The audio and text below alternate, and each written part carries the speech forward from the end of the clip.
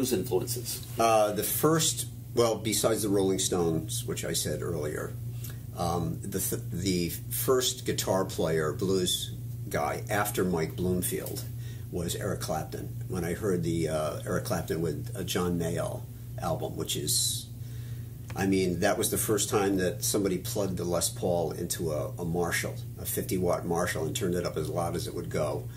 And, you know, Clapton was, I think he was only 19 or 20 when he recorded that album, and it's just astonishing. You still listen to it. I mean, his attack, his whole compositional ideas when he played, the way he built a solo. You know, he built it to a crescendo and brought it back. It was like a storyteller with a guitar, and the sound, that vibrato, and the rich, full sound of the Les Paul. And then from that, then it was Jimi Hendrix, which was a whole other revolution unto itself. I mean, hearing of the first, I was a little scared when I first heard the Hendrix album. I didn't know what it was. It was so out. And after Hendrix, then I really went and went to the sources. You know, all the Chicago guys. You know, Muddy Waters, Howlin' Wolf, Buddy Guy. You know, and B.B. King was a huge influence. Albert King later on, actually, incredible economy of notes, just playing simple phrases that were, you know, heartfelt and, you know, not a lot of notes, just saying it simply. I have a question, a little off topic, I guess, but you have guitarists today. As you said, there's many guitarists that play the blues all the time, and there's some very, very good guitarists. Oh, sure, you know, absolutely. Okay. Now, you've played with Otis Rush. Right. Maybe not that particular night, maybe he was on or whatever. Right. But what is it in that vibrato, that in the way that he plays, that just doesn't seem very common to most players? He does something that completely... He had a very slow, human sound to his vibrato, as opposed to B.B. King, who had very fast vibrato. And B.B. King always said that he was trying to emulate the sound of Hawaiian guitar. I think it was his uncle or cousin, Bucka White, played slide, and he heard that, you know, which is the human thing that a human voice creates, the vibrato thing.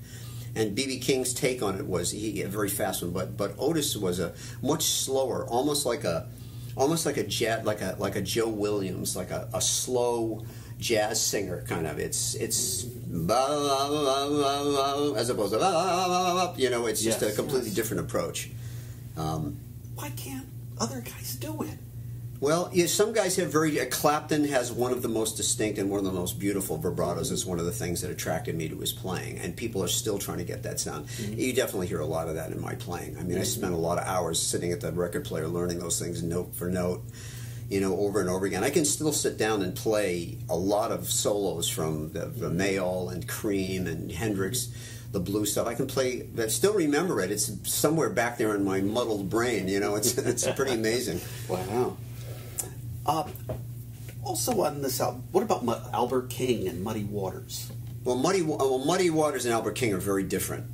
Muddy Waters is a much more much cruder player. But Muddy was, I mean, when you hear Muddy sing, you see a steamy nightclub and everybody's sweating, and he was the man's man too. I saw this special talking about him, and all the men wanted to be him, and all of the women wanted to be with him. I mean, he just had that incredible magnetism. And it's funny because people think of him in his later life very much like Louis Armstrong. You know, people think of Louis Armstrong later on in life as being the kind of the Hello Dolly thing, and you know, all of that stuff that he did, and he was like a ambassador for jazz, and he was funny because of the way he talked and all that, you know. But he was a killer when he was young. He was a killer, the way he played. And Muddy Waters is the same thing. I mean, people think of him later on in life. They always called him the blues Buddha. All of the reverential treatment he got from the Stones and from Clapton and all the blues guys. And he was this honorable figure, and he had lost something off his fastball as he was older. But as a young guy, he was a killer. You know, and just the way he played was raw. He was not a technician at all, and not a virtuoso at all, where Albert King is a little more of a virtuoso. But he was had that just animal thing when he played. And Albert King is different. Albert King was, with the single note thing and played simply, but he played it was a very muscular way of playing too. Great vibrato too, but his thing was bending strings and creating melodies by pulling a string up a double stop, which is a long way to pull it up, letting it down, and Stevie Ray Vaughan emulated a lot of that later on. But anyway, we could talk about these. I'm going on and on. No, it's fine. It's good. Yes, it's important in history, and it's important in your history.